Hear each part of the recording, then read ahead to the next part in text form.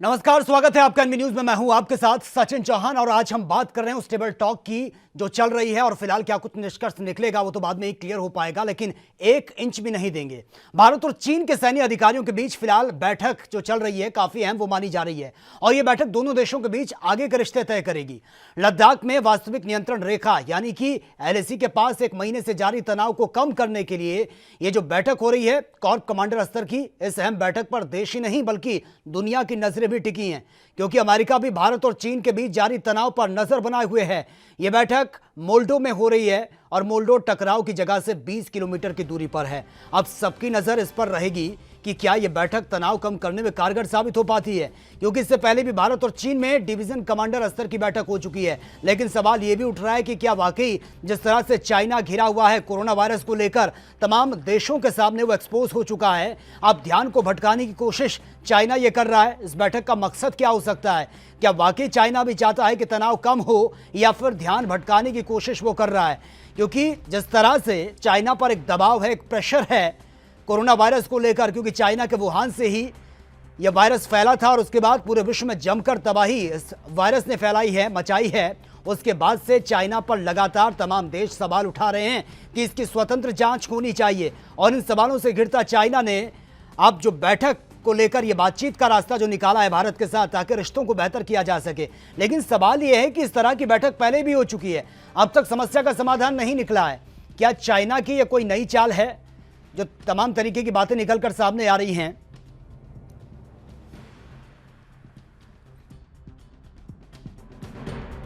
चीन जबरदस्त प्रेशर में अनेकों वजहों की वजह से, कोरोना वायरस को लेकर, हांगकांग को लेकर, ताइवान को लेकर, और ऐसे समय वो नहीं चाहेगा कि हिंदुस्तान के साथ मुठभेड़ हो। हिंदुस्तान भी किसी प्रकार की लड़ाई नहीं चाहता। इसलिए इस इशू को रिजॉल्व करने के लिए कल हमारे जॉइंट सेक्रेटरी ईस्ट एशिया ने चाइना के साथ बातचीत की और दोनों देशों ने स्टेटमेंट दिए कि वो चाहते हैं कि इस मसले का हल पीसफुली और शांतिपूर्वक तरीके से निकले। आज हिंदुस्तान और चाइना के लेफ्टिनेंट जनरल आपस में मुलाकात करेंगे। हिंदुस्तान की पूरी कोशिश होगी कि हम चाइना को इंसिस्ट करें, चाइना के ऊपर, कि वो उन पोजीशन पे जाए जहां अर्ली अप्रैल में था। चाइना 5 मई के पोजीशन पर अख्तियार करने के लिए राजी होगा, लेकिन 5 मई तक इंट्रूजन हो चुकी थी। हमने उस इंट्रूजन को 5 मई को डिलीट किया। हमने इंसिस्ट करना है कि जो हमारी सरजमी है चीन को हर हालत में उसको छोड़ना। का उसको अपने में मिलाना चाहता है और यदि वो मिल जाता है तो सियाचिन ग्लेशियर पे उसका पूरा कंट्रोल होगा और सियाचिन ग्लेशियर को वो डेप्सांग कॉरिडोर से अप्रोच करके वो पूरा गिलगिट बल्तिस्तान पहुंच के और ग्वाडर पोर्ट तक पहुंच सकता है। ये उसका मुख्य उद्देश्य है और इसीलिए वो ईस्टर्न लद्दाख में इंच बाय इंच सलामी स्लाइसिंग का टेक्निक इस्तेमाल करके inch by inch, kilometre bye kilometre Hindustan का जो क्षेत्र है वो लेना चाहता है। ये उसकी सोच है। इस सोच को हराना है कि यदि सियाचिन के कंट्रोल चीन में आ गया तो हमारा ईस्टर्न लद्दाख पूरी तरह से चला जाएगा और हम पूरी तरह से मेरा लद्दाख कट ऑफ हो जाएगा। तो ये बहुत ही खतरनाक स्थिति होगी। सुरक्षा दृष्टिकोण से ये बहुत खतरनाक बात है। तो इसीलिए किसी भी कीमत पर हमने सियाचिन को चाइना के कंट्रोल में नहीं देना है। देखिए, पहली बात तो है कि भारतीय सरकार ने एक लेफ्टिनेंट जनरल रैंक के अफसर को डिप्यूट किया है, मनोनीत किया है बातचीत के लिए, और जनरल ऑफिसर कमांडिंग 14 कोर जो ले बेस्ड है तो वो उसमें हिस्सा लेंगे। लेफ्टिनेंट जनरल की जो सर्विस है, वॉर एक्सपीरियंस है, बैटल एक्सपीरियंस है, ऑन द ग्राउंड नौकरी बहुत बार की होगी लद्दाख लेह में, तो उसका फ़ायदा उठा के लद्दाख का जो जियो स्ट्रेटजिक महत्व है हिंदुस्तान के सुरक्षा के दृष्टिकोण से, उससे वो पूरी तरह से अवगत हैं। तो जो हिंदुस्तान के सुरक्षा की बातें हैं उसको वो बहुत कठोर शब्दों में अब बहुत ही दृढ़ता के साथ बताएंगे चीन को कि ये हमारा कंसर्न है और इस कंसर्न को एड्रेस करने की जरूरत है। तो मेरा ख्याल है कि जब चीन को ऐसा कड़ा संदेश जाएगा लेफ्टिनेंट जनरल रैंक ऑफिसर से, तो चीन समझेगा कि ये पूरा 1962 का हिंदुस्तान नहीं है और इसके लिए हिंदुस्तान ने ट्रुप्स मोबिलाइज कर लिया है। 5000 से ज़्यादा वहाँ ट्रुप्स स्टेशन हो गए हैं। तो मुझे लगता है कि चीन को बहुत कड़ा संदेश जाएगा और इसीलिए आपने देखा होगा कि चीन अब मधुर शब्दों में बात कर रहा है, हाँ मधुर शब्दों में बात कर रहा है कि हम शांति चाहते हैं, हम दोनों शांतिपूर्ण इस समस्या का समाधान करना चाहते हैं। यदि दुश्मन जो ही रियलाइज करेगा कि आप वीक प्लेटफॉर्म से बात कर रहे हैं तो आपको दबोचने की कोशिश करेगा। इसलिए अपनी इच्छा शक्ति और इरादा का प्रदर्शन करना बहुत ज़रूरी है। और स्ट्रेंथ दो तरह से इजहार होता है, एक पॉलिटिकल लीडरशिप की क्वालिटी और दूसरा आर्म फोर्सेस की तैयारी।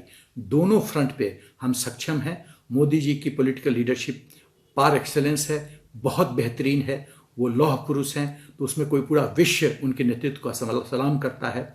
और आज की तारीख में हिंदुस्तान की फ़ौज इतनी सक्षम फ़ौज है, हिंदुस्तान बहुत लकी है कि हिंदुस्तान के पास विश्व की सबसे सक्षम फ़ौज है और हम कुछ भी कर सकते हैं। 1999 कारगिल वॉर में जिस तरह से पहाड़ों पे चढ़ के हमने अटैक किया और पाकिस्तान को सबक सिखाए। भारत और चीन की मीटिंग हो रही है मोल्दो लद्दाख के अंदर। भारत की तरफ से लेफ्टिनेंट जनरल हरिंदर सिंह होंगे GOC 14 को, जो कि लेह लद्दाख में है, और चीन की तरफ से मेजर जनरल ल्यू लिन जो commander of south Xinjiang military region के हैं, उनके बीच में ये वार्तालाप होगी।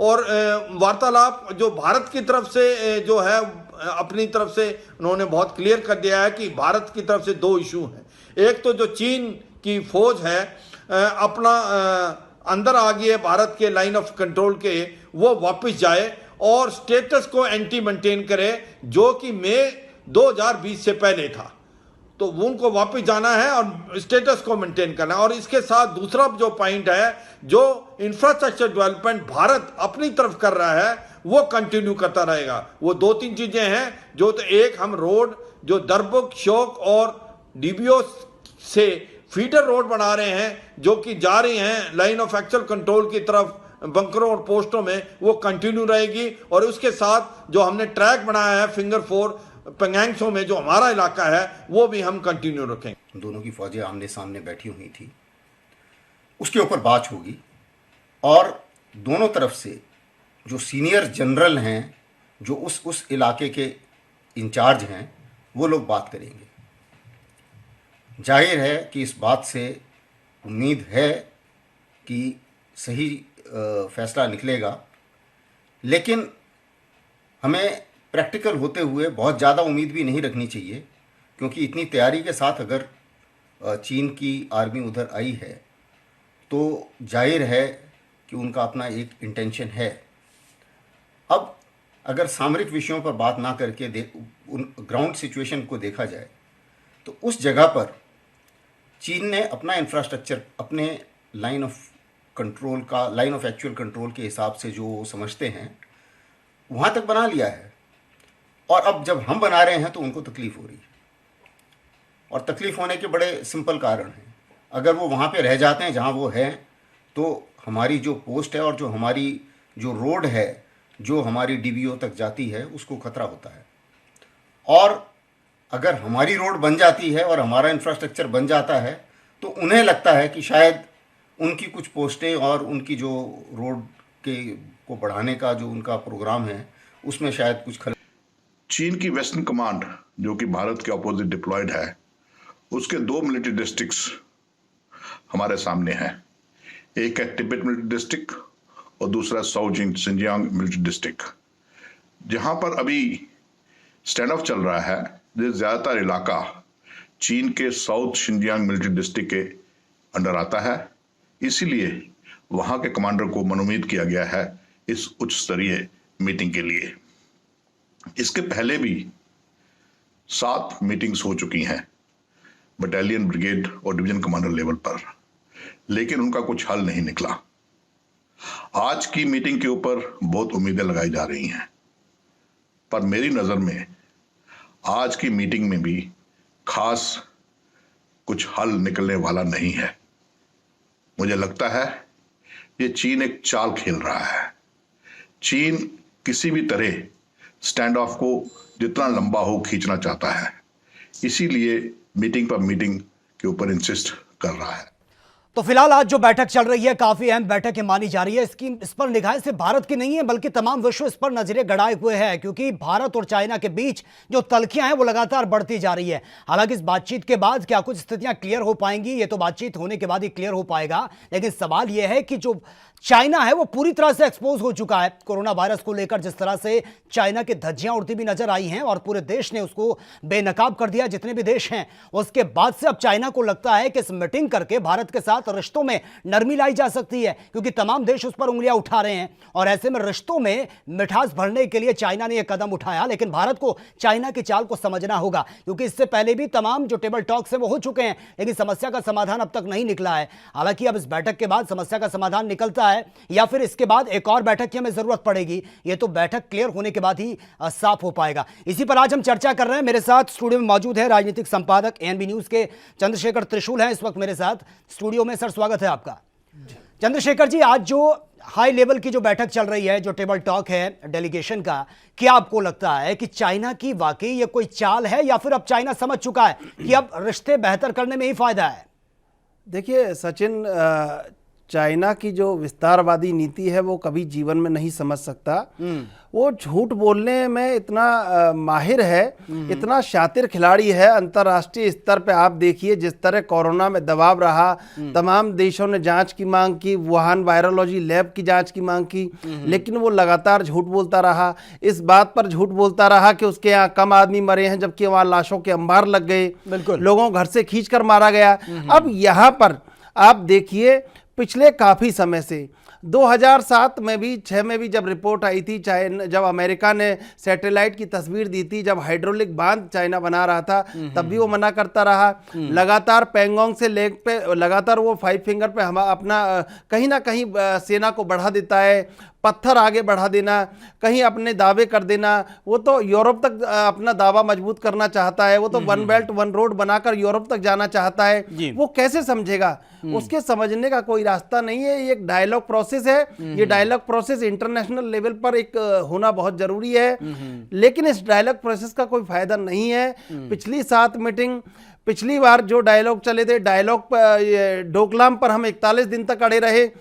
भारत में एक सबसे बड़ा फायदा यह है कि स्थिर सरकार है, मेजोरिटी की गवर्नमेंट है, किसी प्रेशर में नहीं है। अब इस गवर्नमेंट को, जो मेजोरिटी की गवर्नमेंट है, जो स्थिर सरकार है, इसको विदेश नीति में अब मजबूती से कदम उठा के और चाइना को अपना एक एजेंडा प्रस्तुत करना चाहिए कि भारत अपनी 1 इंच भी जमीन नहीं देगा और आप अपनी विस्तारवाद नीति को बंद कीजिए और भारत के हकों पर, भारत के अधिकार कर, भारत की जमीन पर कुठाराघात करना बंद कीजिए। ये मैसेज बिल्कुल स्पष्ट। बिल्कुल चंद्रशेखर जी, ये तो पहले से क्लियर हो चुका है। इससे पहले जितनी भी टेबल टॉक हुई है चाइना के साथ भारत की, उसमें सब कुछ क्लियर है। 1 भी इंच भारत नहीं देगा, ये बार बार हम चाइना को समझा चुके हैं। लेकिन जिस तरह की हरकतें ड्रैगन करता है कि सामने कुछ और पीठ पीछे आग उगलने का काम करता है, क्या आपको लग रहा है कि अब इस टेबल टॉक के बाद स्थितियां बेहतर होती भी नजर आएंगी, या फिर इसके बाद जिस तरह के हालात, अभी तनातनी का माहौल है और दूसरे देशों का भी वो साथ ले रहा है, छोटे मोटे जो नेपाल की बात करें या फिर पाकिस्तान की बात करें, उनको भी भारत के खिलाफ भड़काने की कोशिश की जा रही है? देखिए,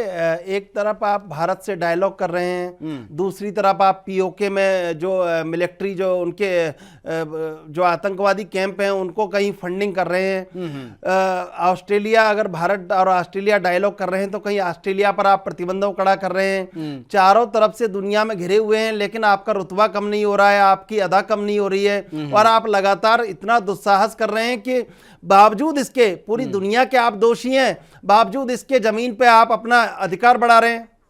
ये गलत बात है।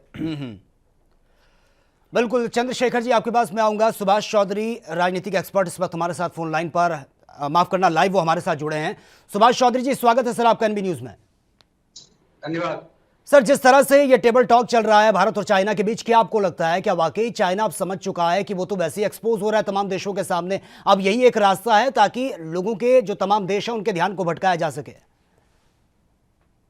हाँ, देखिए, मुझे ऐसा लगता है कि चाइना अपने अंतर्विरोधों, अंतर्विरोध कहने का मेरा मतलब है कि उनके अपने आंतरिक समस्याएं इतनी ज्यादा हो चुकी हैं, चाहे वो कोरोना से रिलेटेड हो या उससे पहले अपनी जनता के साथ जिस तरह के उनके अपने व्यवहार होते हैं, या जो उनकी हालत है पार्टी की दृष्टि से और जनता के बीच में जिस तरह की संवादहीनता की स्थिति वहां रहती है लोकतांत्रिक व्यवस्थाओं की दृष्टि से अगर आप देखेंगे, तो मुझे लगता है कि जनता का उनका नजरिया या उनके ध्यान को भटकाने के लिए चाइना इस तरह से अंतर्राष्ट्रीय एक कुकृत्य करता चला जा रहा है। और दूसरी तरफ अगर आप देखेंगे अंतर्राष्ट्रीय पैमाने पर जिस तरह से वो गिरता जा रहा है, उसको लेकर के भी उसकी चिंता बढ़ रही है। लेकिन अच्छी बात यह है कि जो चाइना का मुखपत्र कहा जाता है, यानी जो उनका अखबार है, जो एक तरह से सरकारी बयान ही केवल वो जारी करता है, तो अब उसमें जिस तरह की मोल्डिंग आई है और चाइना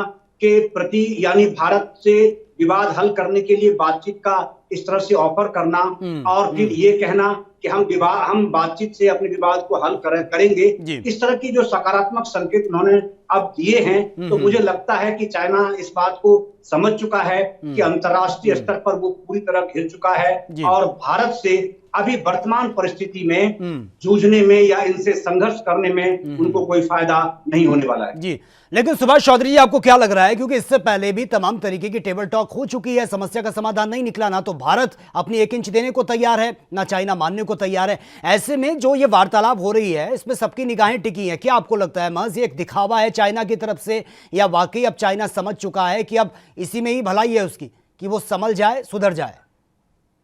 हाँ, देखिए, ये बात बिल्कुल ठीक कह रहे हैं। आपके सवालों में इसका बहुत अच्छा उत्तर है कि उन्होंने ये बात अच्छी तरह समझ लिया है। देखिए, अंतर्राष्ट्रीय पैमाने पर आज पाकिस्तान को छोड़कर किसी एक देश का नाम आप नहीं ले सकते जो आज चाइना के साथ खड़ा हो या चाइना के लिए मुखर होकर उसकी वकालत करता हो, चाहे वो WHO का मुद्दा होता है या फिर अगर भारत और चाइना विवाद का जो विषय है इसको लेकर। तो इसलिए मुझे लगता है कि अंतर्राष्ट्रीय पैमाने पर उसकी छवि बहुत खराब हो चुकी है और वो इस बात को अच्छी तरह समझता है। दूसरी तरफ जब आपने कही कि बातचीत के टेबल से क्या ये हल होने वाला है, मुझे लगता है कि चाइना का इतिहास इस बात का गवाह है कि वो अक्सर इस तरह से दबाव की राजनीति करता है, दबाव की रणनीति अपनाता है, लेकिन जब वो कामयाब होता नहीं दिखता है तो वो फिर 2 कदम और 3 कदम पीछे भी भागता है, जैसा आपने डोकलाम में। बिल्कुल सुभाष चौधरी जी, लेकिन दबाव की राजनीति चाइना करता है, लेकिन वर्तमान में हालात ये हैं कि सबसे ज्यादा प्रेशर चाइना पर ही नजर आ रहा है, क्योंकि उसका मुकाबला सीधा सीधा अमेरिका से है। वो अमेरिका को रिप्लेस करना चाहता है और उसको चिढ़ इसी बात से है कि भारत जो है वो अमेरिका का साथ क्यों देता है, उसी बात से बौखलाया हुआ है चाइना। आपके पास मैं आऊंगा सुभाष चौधरी जी। चंद्रशेखर त्रिशूल भी इस वक्त हमारे साथ बने स्टूडियो में, राजनीतिक संपादक हैं NB न्यूज के, वो आपसे कुछ पूछना चाह रहे हैं। चंद्रशेखर जी। सुभाष चौधरी जी,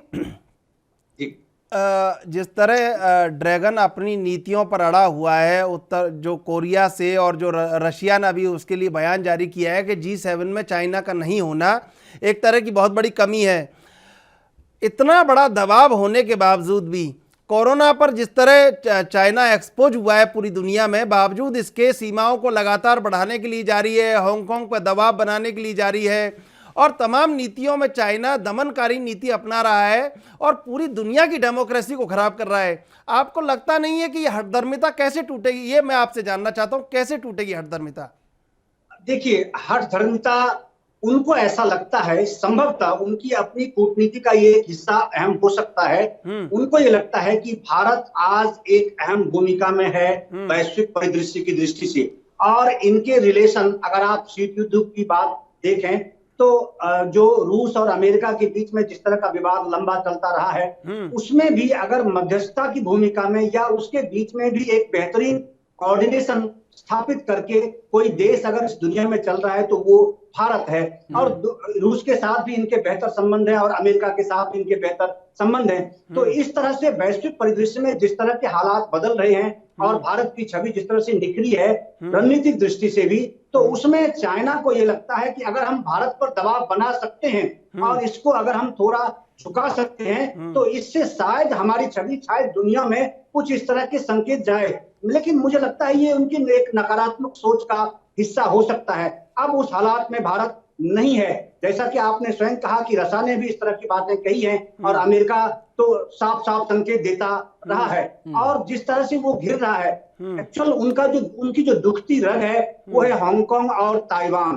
भारत से उनको कुछ लेना देना नहीं है। वास्तव में ताइवान और हांगकांग को लेकर वो चाहता है कि वैश्विक जो प्लेटफॉर्म है, चाहे वो यूएनओ हो या डब्ल्यूएचओ हो या कोई और अंतर्राष्ट्रीय संगठन हो, उस मुद्दे पर भारत कम से कम अमेरिका के साथ या अन्य जो उनके विरोधी देश हैं उनके साथ वो खड़ा नहीं हो। ताइवान को जैसे उनकी सैंक्टिटी को लेकर के है, या फिर हांगकांग में जिस तरह से उन्होंने नियम परिवर्तन करने की बात की है, तो इसको लेकर वो दबाव बना रहे हैं, ना कि उनका नजरिया या उनका अभी मुझे लगता है, मेरा अपना ये मानना है, वो भारत की जमीन लेने कोई इच्छुक अभी नहीं है, या भारत पर दबाव केवल और केवल इसलिए बनाना चाहता है कि वो अंतर्राष्ट्रीय परिदृश्य में भारत चाइना के खिलाफ मुखर होकर सामने अन्य वैश्विक जो शक्तियां हैं उसके साथ न खड़े हो। सुभाष चौधरी जी, कोरोना को लेके चाइना एक्सपोज हुआ है, ताइवान और हांगकांग को लेकर अमेरिका से घिरा हुआ है, दुनिया के शक्ति संपन्न राष्ट्रों ने साफ बोल दिया है,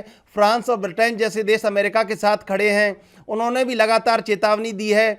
आपसे मैं ये जानना चाहता हूं कि ये भारत के पास एक ऐसा मौका है जब भारत अपने अधिकारों को सुरक्षित कर सकता है चाइना के साथ बात करके, बहुत उपयुक्त मौका है इस समय, और अगर ये मौका हाथ से निकल गया तो नहीं मिलेगा। बिल्कुल सही आपने बहुत सही बात की, और बिल्कुल ठीक बात है कि ये संभावना जो आपके नजरिए में दिख रही है, मैं बिल्कुल सहमत हूं आपकी इस बात से।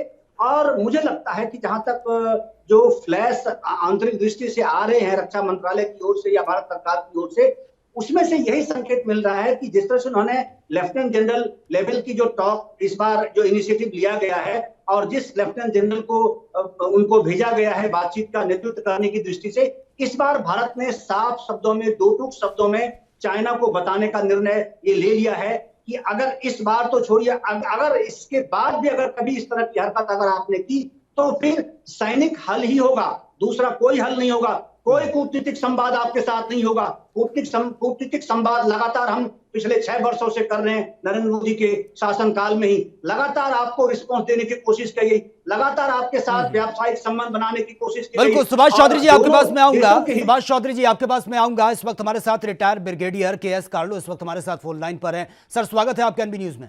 Thank you. सर, जिस तरह से आज जो हाई लेवल की टेबल टॉक हो रही है डेलीगेशन की, क्या आपको लगता है कि वाकई अब चाइना समझ चुका है कि इसी में ही बेहतर है कि मिल बैठकर बातचीत करें, समस्या का समाधान निकल जाए, या फिर वाकई वो ध्यान भटकाना चाहता है?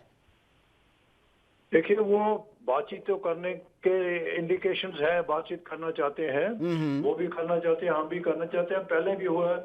देखो, डोकला में हुई बातचीत हुई तो 3 किस्म की बातचीत, एक तो डिप्लोमेटिक लेवल पर है, बिल्ट लेवल पर जो लोकल इन लद्दाख में जो हो रहा है, ये पहली दफा है कि लेफ्टिनेंट जनरल रैंक तो मिलिट्री लेवल पर है आज जो जारी। और दूसरा है कि एक बैक चैनल होता है, उससे भी जारी होगा। देखो इधर जो लोकल है तो चाइना ने 2 इलाके 2 किलोमीटर से ज्यादा वो घुसपैठ करके आके उन्होंने तंबू लगाने शुरू कर दिए। हेलो, आपकी आवाज आ रही है, रखिए अपनी बात। हाँ, तो उधर आकर हमारी घुसपैठ हुई, और देखिए पेट्रोलिंग के साथ 4 पॉइंट है, खास तौर से patrolling point 14 Galwan valley, Gogra post, Pangong तो झील जो फिंगर है, 5वीं 4थी 5वीं देव चौक, इस इलाके के अंदर जी जो घुसपैठ 1 महीना हो गया, पिछली 5-6 मई को शुरू होकर। और खास तौर पर उनको चिंता इस बात की है, जो हमारे पिछले साल एक सड़क दरबोक से गलवान और जो बनी है तकरीबन 255 किलोमीटर, ठीक है, और उसके साथ हमारी लिंक रोड बन रही है जो कि बिल्कुल almost parallel to the LAC है। तो हमारी उसको शक्ति का प्रदर्शन जो मिल रहा है, हो रहा है कि हमारे दौलताबाग ओल्डी जैसे ALG है जो कि दुनिया भर में सबसे बड़ा, हमारा ALG बिल्कुल ठीक ठाक हो गया, पहले भी था, मगर उससे हम अक्साई चंद को ओवरलोक कर सकते हैं, उसके ऊपर निगरानी रख सकते हैं। तो हमारी शक्ति प्रदर्शन उसको पता चल गया, तो उसने अभी हाई लेवल पर जो मैं समझता हूँ कंसंट्रेशन ऑफ फोर्सेस, उसके अंदर तोपें हैं, टैंक है, हवाई जहाज, हवाई अड्डे, सारे वो मिसाइल्स हैं, वो उसने भारी संख्या में अक्साई चैन इलाके, अपने इलाके बिल्कुल नजदीक बॉर्डर के वो इकट्ठे कर रखे हैं। और इस समय इंडिकेशन जब देखा कि हमारा भी दबाव बढ़ रहा है और हम झुकने वाले नहीं है। इसलिए उसने बातचीत जो है पहली देखो 8 बातचीत पहले लोकल लेवल कमांडर पर, कमांडिंग ऑफिसर शुरू होती है, ब्रिगेड कमांडर, जीओसी लेवल, जब मेजर लेवल पर वो हो चुकी, कुछ नहीं निकला अभी लेफ्टिनेंट।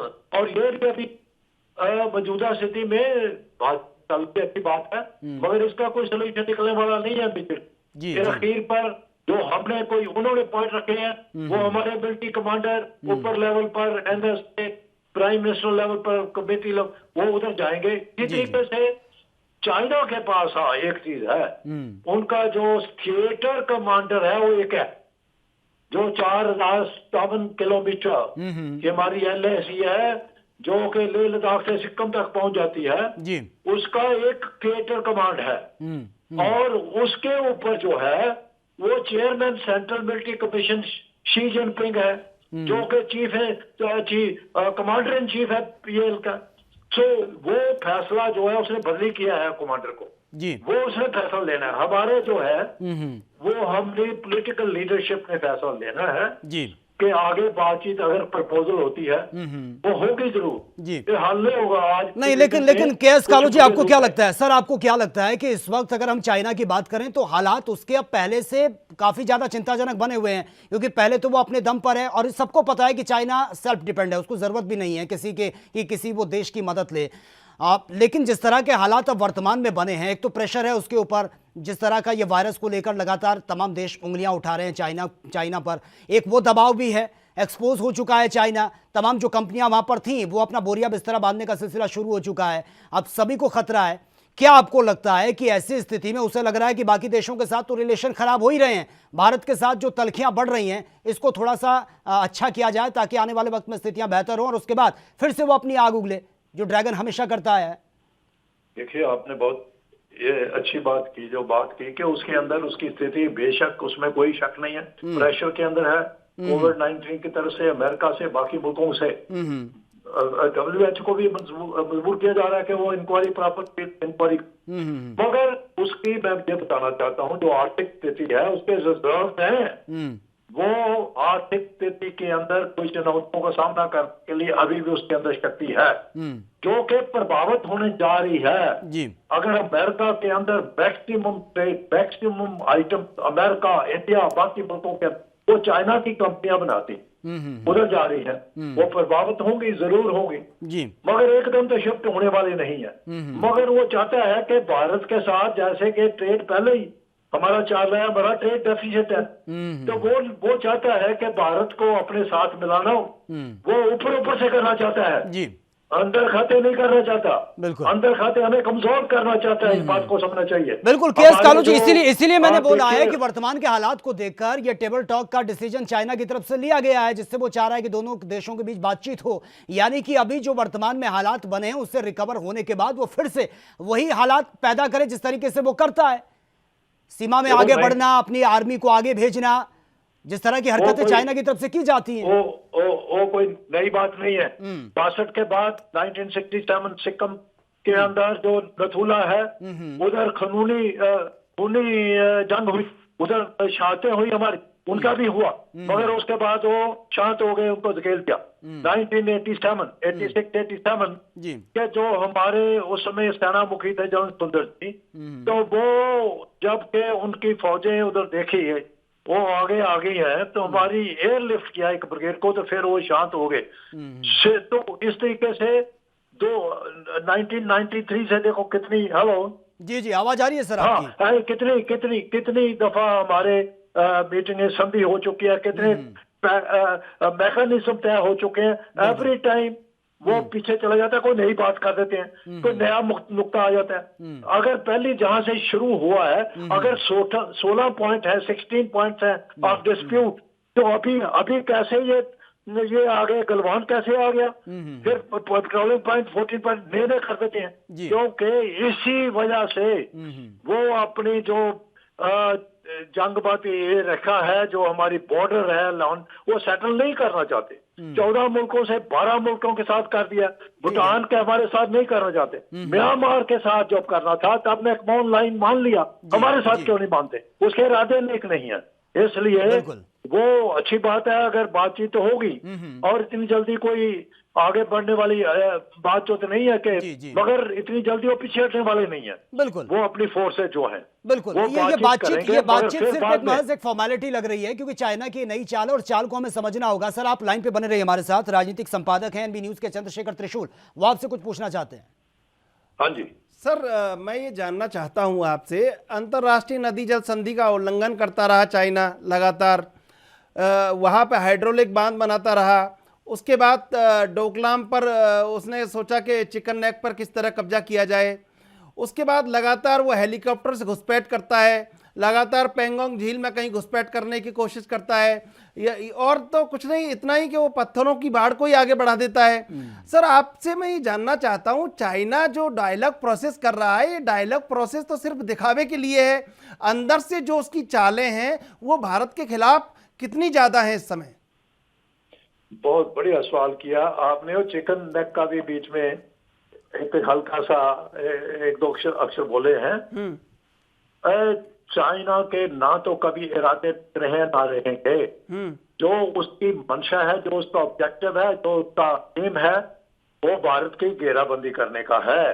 जो कमजोर मुल्क है उनको जैसे शाहूकार एक किसान को पकड़ता है, कर्जा देता है, फिर उसको घेराबंदी करके उसकी जमीन भी ले लेता है, इसी तरीके से म्यांमार हो और नेपाल में देखो भी क्या कर रहा है। जो बेशक वो सीधे तौर पर उसकी शायद सब कुछ हो रहा है। इसी मालदीव देखो, श्रीलंका, जो उसके ठिकाने हैं, बांग्लादेश, वो बाहर चला जाता है। को छोड़कर क्या मकसद है? आज जो बात की उसकी बात करना चाहता हूं मैं, कि जो डोकलाम में हुआ उसका मकसद क्या था? आपने बिल्कुल स्पष्ट किया है कि वो चिकन नेक जो है बहुत महत्वपूर्ण है। वो सिलीगुड़ी को जो हमारा कॉरिडोर है होने देने से उसको रोकना उसका सबसे पहला लक्ष्य है। मैं ये नहीं कहना चाहता उनका कि लक्ष्य अभी इमीडिएटली कोई ऐसी बात हो। परिस्थितियां आज के परिदृश्य में विश्व में हैं, हो चुकी है, उत्पन्न हो चुकी है, उसको लेकर वो बहुत आशंकित है।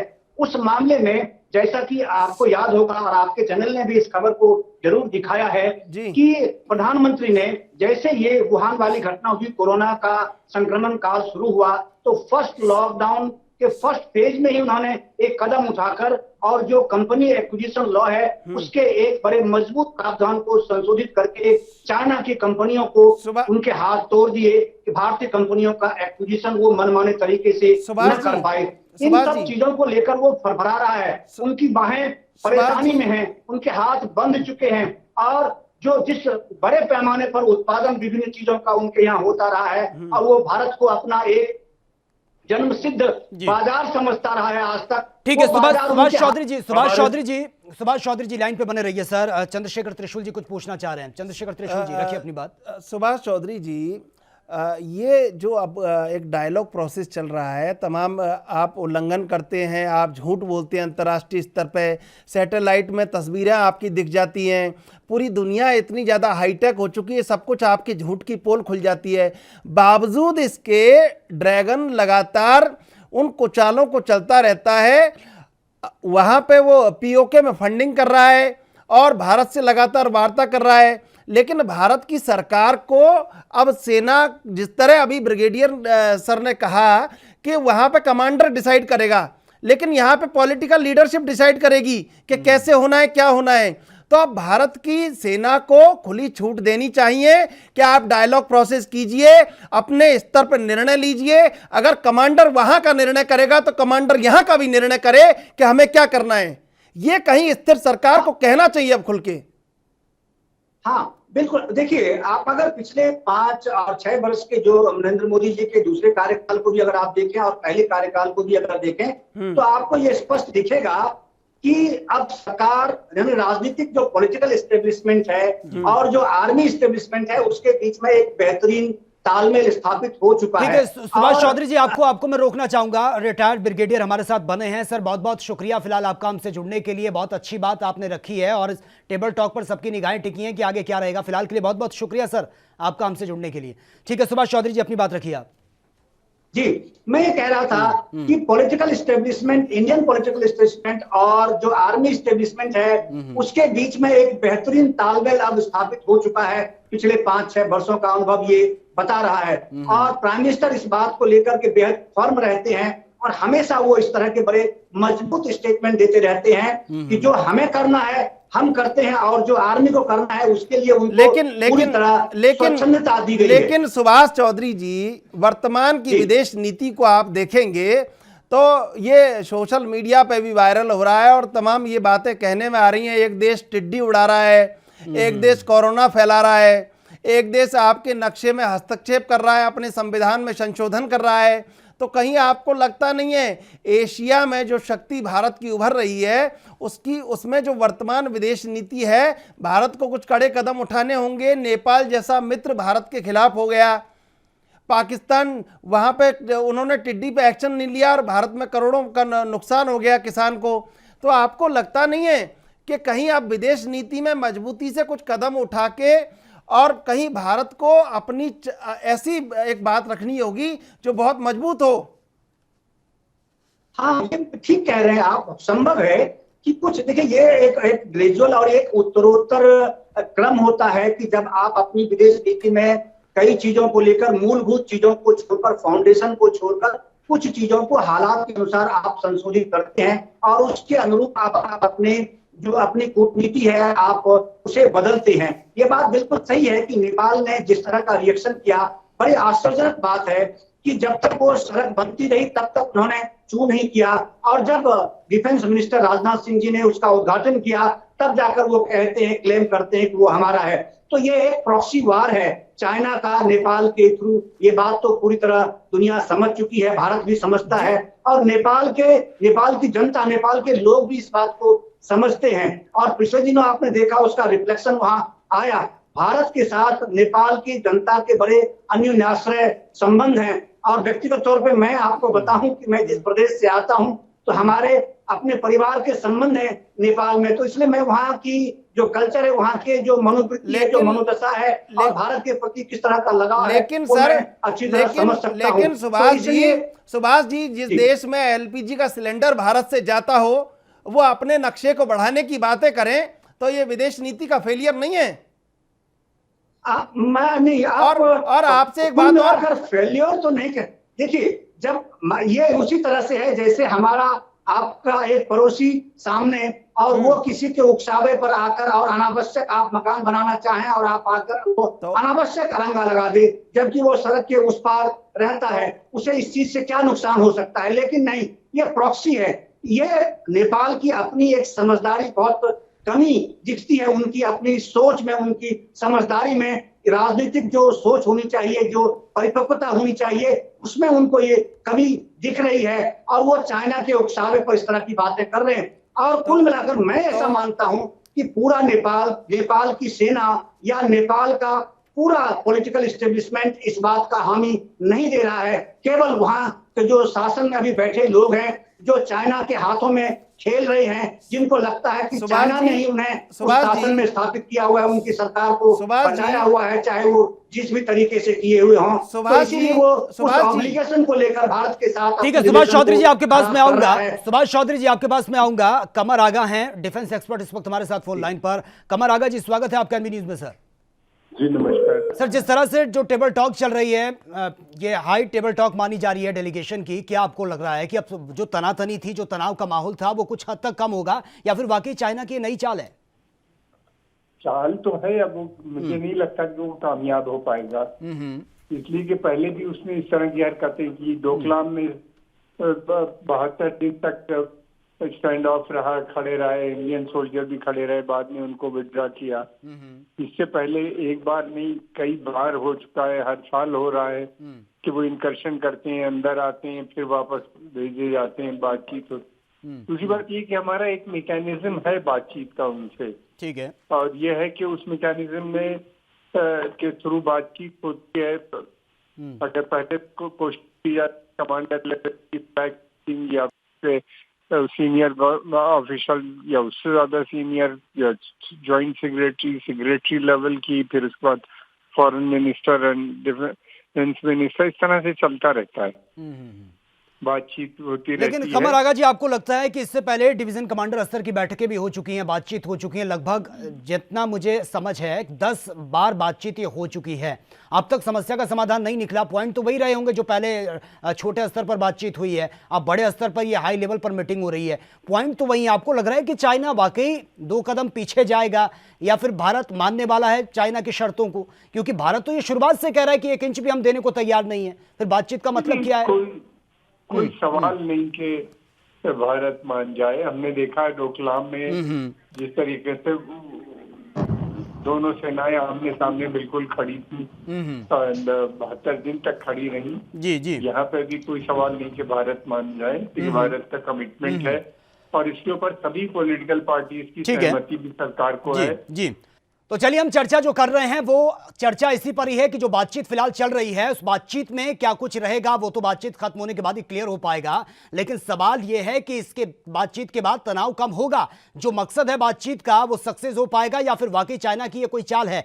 हमारे साथ प्रफुल्ल बख्शी डिफेंस एक्सपर्ट हैं, इस वक्त फोन लाइन पर हमारे साथ बने हैं। प्रफुल्ल बख्शी जी, स्वागत है सर आपका एनबी न्यूज में। थैंक यू सर, जिस तरह से जो टेबल टॉक चल रही है फिलहाल, अब तक साफ नहीं हो पाया है कि टेबल टॉक के बाद से जो तनाव की स्थिति है वो अब सामान्य होगी या वाकई अब ये लगता है कि चाइना की नई चाल है, क्योंकि जिस तरह से वो घिरता नजर आ रहा है।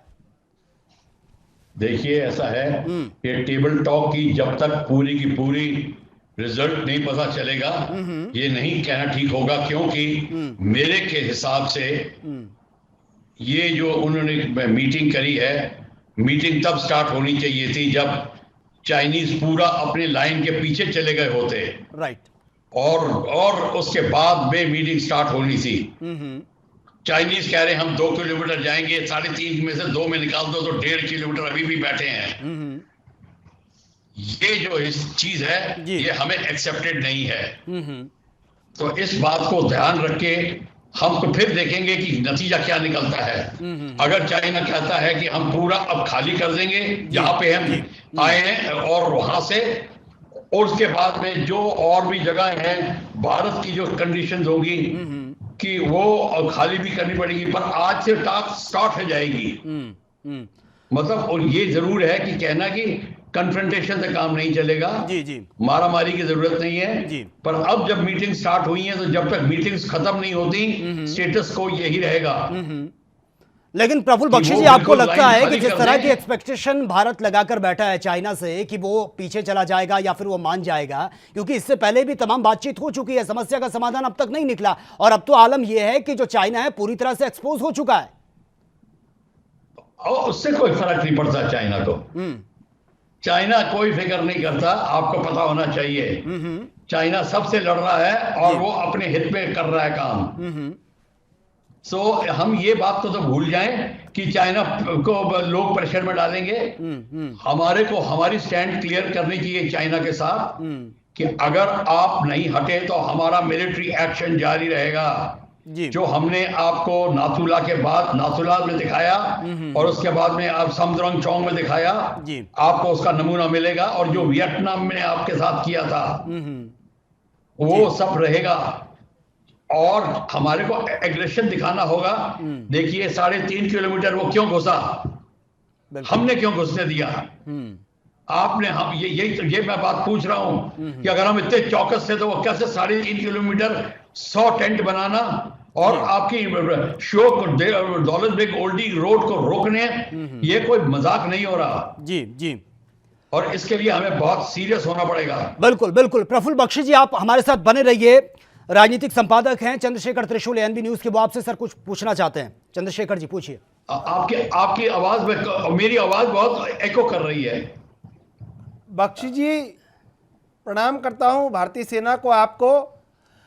आपने जो कहा है, जिस जज्बे के साथ आज भारत की पॉलिटिकल विल इतनी मजबूत होनी चाहिए कि 1.5 किलोमीटर अंदर घुसने के बाद आप वार्ता कर रहे हैं, ऐसी वार्ता को रोकना चाहिए।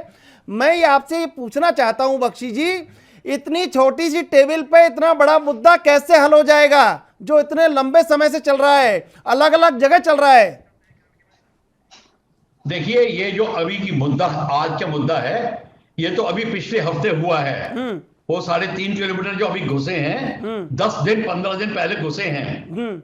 आप उनको पहले कहिए कि आप ये सारी जगह खाली करिए, वो मीटिंग से पहले करवानी चाहिए थी हमने जी। तो अब देखिए, और दूसरी बात है कि अगर वो आनाकानी करते हैं तो आप उनकी जगह ऑक्यूपाई करिए जाके पीओके में, उनका जो जहां पे उनका जो सीपीईसी और ओबीआर के प्रोजेक्ट्स है उसमें ऑक्यूपेशन डालिए। जी जी बिल्कुल। प्रफुल्ल बख्शी जी माफी चाहूंगा, आपको रोकना चाहूंगा, फिलहाल आप बने रहिए हमारे साथ। बड़ी खबर ये सामने आ रही है हिमाचल प्रदेश से, जिस तरीके का वाकया केरल से सामने आया, कुछ ऐसी ही खबर अब हिमाचल प्रदेश से सामने आ रही है। बिलासपुर में गाय को विस्फोटक खिलाया गया है, ये बड़ी खबर आप तक पहुंचा रहे हैं। गर्भवती गाय ये बताई जा रही है जिसको ये विस्फोटक खिलाया गया है। हैवानियत की खबर, धमाके के बाद पूरी तरह से जख्मी हो चुकी है गाय, और ये बताया जा रहा है कि गाय ये गर्भवती थी जिसको ये विस्फोटक खिलाया गया है। तो अभी हाल फिलहाल केरल से जो खबर सामने आई थी जिसमें एक हथनी को विस्फोटक खिलाया गया था, वो भी गर्भवती थी और हथनी ने तड़प तड़प कर दम तोड़ दिया था। अब बिलासपुर में, हिमाचल के बिलासपुर में यह शर्मनाक वाकया सामने आया है। गर्भवती गाय को विस्फोटक खिलाया गया है, ये बड़ी खबर आप तक पहुंचा रहे हैं। धमाके के बाद से गाय पूरी तरह से जख्मी बताई जा रही है, और खबर यही है कि यह गाय गर्भवती थी और इसके साथ भी इसी तरीके की घटना को अंजाम दिया गया जो हथनी के साथ केरल में घटना घटी थी। तो ये घटनाएं रुकने का नाम नहीं ले रही हैं। केरल में जो मामला सामने आया था उसके बाद से पूरे देश में गुस्सा था, आक्रोश था, और सभी बार बार यही कह रहे थे कि जो भी दोषी हैं उसके खिलाफ एक्शन लिया जाना चाहिए। लेकिन केरल के बाद हिमाचल के बिलासपुर में यह शर्मनाक वाकया सामने आया जहां पर एक गर्भवती गाय को विस्फोटक खिलाया गया है। तो चलिए बात अब टॉपिक की कर लेते हैं जिस पर हम चर्चा कर रहे हैं। प्रफुल्ल बख्शी, डिफेंस एक्सपर्ट, इस वक्त हमारे साथ बने हैं। सर अपनी बात रखिए आप। मैं आपको यही कह रहा था कि जब तक ये हमारा पॉइंट सॉल्व नहीं होता, इस मीटिंग का हल हम तब मानेंगे कि चाइना कहता ठीक है हम ये 3.5 किलोमीटर हट जाते हैं और अब हम अपनी मीटिंग जो स्टार्ट करें, बाकी मीटिंग स्टार्ट करो। और अगर आपको बड़ा मुद्दा आता है अपने मिनिस्टर्स को बुलाओ, और बड़ा मुद्दा आता है तो प्राइम मिनिस्टर और जी साहब मिलेंगे, मोदी और जी साहब, चाहे कुछ भी हो, बातचीत से हल हो सकती है बात। पर एक बात याद रहो, हमारी फौजें वहीं की वहीं खड़ी रहनी चाहिए, और 1 इंच भी अगर चाइना हिलने की जुलने की कोशिश करता है तो हम उसको वही सबक सिखाएं जो उसको सिखाया जा चुका है। और मैं आपको बता दूं, इंडिविजुअली चाइनीज का जो सिपाही है वो चाहे बड़ी मॉडर्न आर्मी इक्विपमेंट कैरी करता हो, चाहे वो बड़े स्टाइल से रहता हो, पर उसमें वो दम नहीं है जो कि हिंदुस्तानी सोल्जर में होता है, क्योंकि वो उनकी जो फैमिली होती है एक एक बच्चे को लेकर बड़ा किया होता है। इनके बच्चों में सोल्जर बनने का मुद्दा ही नहीं है जी, ये सिर्फ दिखावे के और सेरेमोनियल सोल्जर्स होते हैं। बख्शी जी जो दुनिया को डरा के रखते हैं। बख्शी जी, ये जानना आपसे जरूरी है कि अभी देश में जो स्थिर सरकार है और अभी जो चाइना जिस तरह पूरी दुनिया में उलझा हुआ है, ये बहुत अच्छा मौका है। भारत अपने सारे पक्षों को सुरक्षित कर सकता है इस समय। बिल्कुल, क्यों नहीं कर सकता? किसने रोका है? भारत को अपना, आपकी 32,000 स्क्वायर किलोमीटर जो अक्साई चीन में जमीन है उसको ऑक्यूपाई करिए। चाणक्य तो आपको यही बताता। आप किस बात के लिए रुके हुए हैं? क्या कि दुनिया नाराज हो जाएगी? तो लोग क्या कहेंगे? यही जानना चाह रहे हैं आपसे, यही जानना चाह रहे हैं बख्शी जी कि क्यों रुके हुए हैं। अब तो खुल के सामने आर पार कीजिए। अब ये जो है, ये बात जो है, इस बात को आंसर आने के लिए कुछ समय दीजिए, क्योंकि at the moment high level पे जो बातें चल रही हैं उसमें ये बात जरूर सामने आएगी, और ये मीटिंग को नतीजा आने दीजिए, और उसके बाद में डिसाइड होगा। हमें हड़बड़ाहट से भी काम नहीं करना। देखो मीटिंग, चाहे मीटिंग हमारे फेवर में हो तो ठीक है। आपको लगता है बख्शी जी आपको लगता है ये जो तमाम मीटिंग हो रही है, आज ये वार्ता हो रही है, इसका कूटनीतिक हल कोई निकलने वाला है जमीन पर? देखिए, आप बिल्कुल ठीक कहते हैं, पर चाइना जो है वो बड़ा कूटनीतिज्ञ है। जब उसको पता चल जाएगा कि इंडिया अडिग है, पीछे हट नहीं रहा है, और उसकी क्षमता है कि हमसे वो लड़ेगा, और उसको पता है कि हमसे वो हमारी क्षमता है, आप देखना वो नहीं, वो हाँ बात अभी अड़ जाएगी, बहस होगी, मैं मानता हूं, पर जब तक मीटिंग्स चलती रहेंगी हम मीटिंग्स की इज्जत रखेंगे, उसकी गरिमा रखेंगे, पर हमारी फौजें वहीं की वहीं डटी रहेंगी और चाइना को बोल देंगे। अगर हमें पता चल गया चाइना आनाकानी कर रहा है, क्या हफ्ता करेगा, 10 दिन करेगा, महीना कर लेगा, उसके बाद में हम जहां मर्जी उसको ऑक्यूपाई करें। देखिए अगर हमारी फौजों को लड़ना है तो लड़ना है, फिर आपकी तो समुद्र के ऊपर आप वहां से उसका तंग करना शुरू करिए। साउथ चाइना सी में उसने मालदीव में आइलैंड बनाया, आप वहां चले जाइए। मालदीव में आर्टिफिशियल आइलैंड पे हम कैप्चर कर सकते हैं, क्यों नहीं कर रहे? लेकिन बख्शी सर, अभी तो हम अपनी जमीन पे ही 1.5 किलोमीटर पीछे हटे, जैसा आपने कहा उस 1.5 किलोमीटर पे आगे बढ़ के और चाइना से ये बात कहनी चाहिए। अभी तो यही सबसे बड़ा हल होना चाहिए। मैं कह रहा हूं आपको कि अभी मीटिंग खत्म होने दीजिए। अगर चाइना मीटिंग में वो कहता है हम नहीं हटेंगे तो आप हटा दीजिए। अगर वो कहता है हम नहीं हटेंगे, पर अगर कहता है कि हम मीटिंग जारी रखेंगे, हम अपना मिनिस्टर बुलाएंगे, ठीक है, आप उसको इतना चांस दीजिए। वो कितना हफ्ता और खींच लेगा। ये डायलॉग प्रोसेस जो है, ये डायलॉग प्रोसेस चल रहा है, लेकिन अंदर से वो वहां पे गलवान घाटी में जिस तरह लगातार सेना की तैनाती बढ़ा रहा है, जिस तरह चाइना ने अपना कमांडर बदल दिया है, लगता नहीं है कि ये दो चेहरे हैं चाइना के, और चाइना के तो जाने कितने चेहरे हैं, लेकिन ये दो चेहरे तो आमने सामने एक्सपोज हो चुके हैं आज भारत में। बिल्कुल ठीक है। हमारी जो आज मीटिंग है हो रही है, मीटिंग खत्म होने के बाद में हमारे डिसीजन ये भी हो सकता है कि हम चाइना को कह दें तुम्हें 1 हफ्ता का टाइम देते हैं, 3 दिन का टाइम देते हैं जी, कुछ तो कहें हम।